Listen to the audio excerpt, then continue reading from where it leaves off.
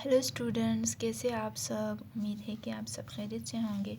تو اسٹوڈنٹس، ہمارا chapter number 3 یعنی تھرڈ چیپٹر ہمارا کمپلیٹ ہو گیا ہے۔ تو آج ہم لوگ سٹارٹ کرنے جا رہے ہیں چیپٹر نمبر 4۔ چیپٹر نمبر 4 کا کیا نام ہے؟ انوائرمنٹ اینڈ فیڈنگ ریلیشن شپ، مطلب کہ ماحول اور فیڈنگ مطلب غذائی تعلقات سے ہی ماحول کیسے بنتا ہے، اور پھر ان کے درمیان جو ہے ماحول میں کیا چیزیں ہوتی ہیں، پھر ان چیزوں کے درمیان جو ہے فیڈنگ ریلیشن شپ کیسے ہوتا ہے، صحیح غذائی تعلقات۔ اس چیپٹر میں یہ چیزیں ہم لوگ پڑھیں گے، صحیح۔ تو چیپٹر کو سٹارٹ کرنے سے پہلے شارٹ سا انٹروڈکشن سمجھ لے کہ کیا مطلب ہے، صحیح اس کا۔ تو اسٹوڈنٹس، چاہے جو بھی آرگنزم ہوتا ہے، صحیح، چاہے کوئی بھی آرگنزم ہوتا ہے، فار ایگزامپل ایک آرگنزم ہوتا ہے تو اس کے ارد گرد جو ہے کیا ہوتا ہے، اس کے سراؤنڈنگ میں لیونگ تھنگس بھی موجود ہوتے ہیں، نان لیونگ تھنگس بھی موجود ہوتے ہیں۔ لیونگ تھنگس سے مراد جاندار چیزیں، یعنی نان لیونگ تھنگس بے جان چیزیں، صحیح۔ تو کسی بھی آرگنزم کے ارد گرد جو ہیں یہ دونوں چیزیں پائی جاتی ہیں، اور یہ آرگنزم خود بھی وہاں پہ موجود ہوتا ہے۔ تو یہ تمام چیزیں مل کر کیا بناتا ہے؟ ایک انوائرمنٹ بناتا ہے، ایک ماحول بناتا ہے، صحیح۔ مطلب آرگنزم کے ارد گرد جو لیونگ تھنگ ہے اور نان لیونگ تھنگ ہے، اور یہ خود آرگنزم جو ہے، یہ ساری چیزیں مل کر کیا بناتا ہے؟ انوائرمنٹ، صحیح۔ تو کیا مطلب ہے اس کا کہ مطلب انوائرمنٹ میں کیا چیزیں ہوتی ہیں، صحیح۔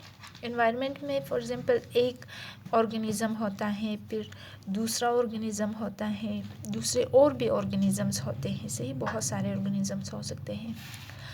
تو اور نان لیونگ تھنگس بھی ہوتا ہے انوائرمنٹ میں، صحیح۔ انوائرمنٹ میں ایک تو آرگنزم ہوتا ہے، دوسرا لیونگ تھنگس آرگنزم میں، اور نان لیونگ تھنگس، صحیح۔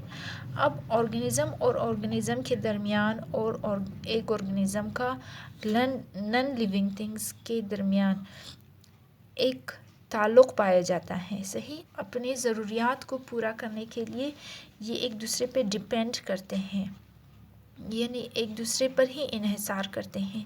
ایک آرگنزم کا دوسرے آرگنزم پہ، ایک آرگنزم کا نان لیونگ تھنگز یعنی بے جان چیزوں پر ڈیپینڈ کرنا، انحصار کرنا، صحیح، یہی چیز جو ہے ایک ماحول بناتا ہے۔ اپنی ضروریات کو پورا کرنے کے لیے یہ ایک دوسرے پر ڈیپینڈ کرتے ہیں تاکہ اپنی ضروریات پورا کر سکیں۔ اور اسی طریقے سے نان لیونگ تھنگز جو ہے وہ بھی افیکٹ ہوتا ہے، یہ بھی افیکٹ ہوتا ہے کس چیز سے؟ ایک آرگنزم سے، صحیح۔ یہ بھی آرگنزم سے ہی افیکٹ ہوتا ہے نان لیونگ تھنگز جو ہے۔ یہ ہو گیا شارٹ سا انٹروڈکشن، صحیح۔ تو اس چیپٹر میں ہم لوگ پڑھیں گے ایکو سسٹم۔ اب ایکو سسٹم کیا ہوتا ہے، صحیح اسٹوڈنٹس؟ ایکو سسٹم وہی ایک انوائرمنٹ ہی ہوتا ہے، صحیح، جس میں لیونگ تھنگز اور نان لیونگ تھنگز آپس میں انٹریکٹ کرتے ہیں تاکہ اپنی ضروریات کو پورا کر سکے، ایک دوسرے پہ ڈیپینڈ کرتے، ایک دوسرے کے ساتھ رابطہ تعلق قائم کرتے ہیں تاکہ اپنی ضروریات پوری کر سکیں۔ تو یہ ایک سسٹمیٹک طریقے سے ہوتا ہے کسی بھی انوائرمنٹ میں، تو اس سسٹم کو جو ہے ایکو سسٹم کہا جاتا ہے، صحیح۔ A system based on mutual interaction of living and non-living factors of an environment is called an ecosystem. Ecosystem کیا ہے کہ ایک سسٹم ہے، ایک سسٹم جس میں کیا ہوتا ہے کہ میوچول انٹریکشن ہوتی ہے، مطلب باہمی انٹریکشن ہوتی ہیں لیونگ تھنگس اور نان لیونگ تھنگس کے درمیان، صحیح۔ چاہے کوئی بھی انوائرمنٹ ہو، کوئی بھی ماحول ہو، اس میں لیونگ تھنگس بھی پائے جاتا ہے، نان لیونگ تھنگس بھی پائے جاتا ہے۔ اب یہ دونوں جب آپس میں انٹریکٹ کریں گے، یہ لیونگ تھنگس اس کے ساتھ اور یہ اس کے ساتھ، آپس میں ان کی انٹریکشن ہوتی ہے، تعلق ہوتا ہے، ایک قسم کا ان کے درمیان رابطہ ہوتا ہے، کنیکشن پایا جاتا ہے، تو اس انٹریکشن کو کیا کہتے ہیں؟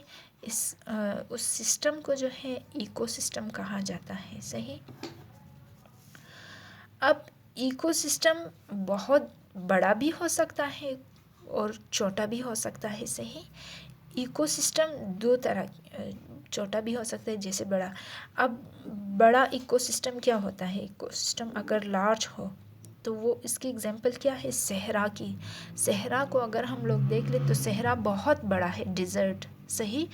تو ڈیزرٹ میں لیونگ تھنگس بھی پائے جاتا ہیں، نان لیونگ تھنگس بھی وہاں پہ ہوتے ہیں. اب ان کے درمیان جو انٹریکشن ہوتی ہے تو وہ ایک ماحول کریٹ کرتے ہیں اپنے درمیان، تو وہ ایک بڑا ایکو سسٹم ہے. صحیح. اگزامپل کیا ہے کہ ایکو سسٹم جو ہے ڈیزرٹ بھی ایک ایکو سسٹم کی ہی اگزامپل ہے، جو کہ ایک بہت بڑے لیول پر ہے، بہت بڑا ایکو سسٹم ہے. صحیح.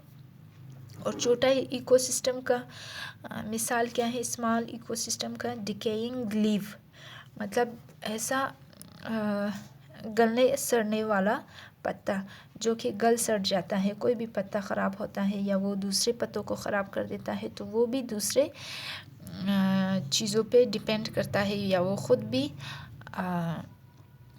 نان لیونگ تھنگ سے نان لیونگ تھنگ سے ہی افیکٹ ہو رہا ہوتا ہے. صحیح. تو یہ ہو گیا ایکو سسٹم. اب اس کی اگزامپل دیکھ لے کہ ایکو سسٹم میں کون کون سی چیزیں آ سکتی ہیں. Ponds, river, grassland, mountains, desert وغیرہ. صحیح. پونڈس تالاب، یعنی تالاب، دریا. گراس لینڈ یعنی جو گھاس والی زمین ہوتی ہے. صحیح. ماؤنٹین پہاڑ، اور ڈیزرٹ صحرا. یہ سب جو ہے ایکو سسٹم ہی ہوتا ہے. صحیح. یہ ایکو سسٹم کی ایک قسم ہے. اب components of ecosystem. Ecosystem کے اجزاء کتنے حصے ہوتے ہیں، یعنی ایکو سسٹم کتنے حصوں پر مشتمل ہوتا ہے، یا کہ اس کے اجزاء کیا ہیں، یہ کتنے حصوں پر مشتمل ہوتا ہے؟ تو یہ 2 حصوں پر مشتمل ہوتا ہے، یعنی اس کے 2 حصے ہیں، 2 امپورٹنٹ پارٹ ہے اس کے. صحیح. ایک کسی بھی ایکو سسٹم میں 2 امپورٹنٹ پارٹ کیا ہوتا ہے؟ بائیوٹک فیکٹر، اور دوسرا جو ہے اے بائیوٹک فیکٹر کہلاتا ہے. بائیوٹک فیکٹر عام زبان میں ہم لوگ کیا کہتے ہیں؟ بائیوٹک فیکٹر کو لیونگ تھنگس، اور اے بائیوٹک فیکٹر کو ہم لوگ عام زبان میں نان لیونگ تھنگس کہتے ہیں. صحیح. اب بائیوٹک فیکٹر کیا ہوتا ہے یا لیونگ تھنگس کیا ہوتے ہیں؟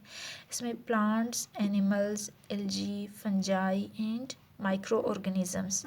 جتنے بھی یہ لیونگ تھنگس ہیں یہ سارے لیونگ تھنگس ہی ہیں. مائکرو آرگنیزمس ہو چاہے اس میں fungi, algae, animal, plant. Animals میں ہم لوگ پھر اینیمل کو بھی کاؤنٹ کرتے ہیں، انسان کو بھی. صحیح. تو یہ سارے جو ہے ایکو سسٹم کا کیا کون سا فیکٹر ہے؟ بائیوٹک فیکٹر کہلاتا ہے.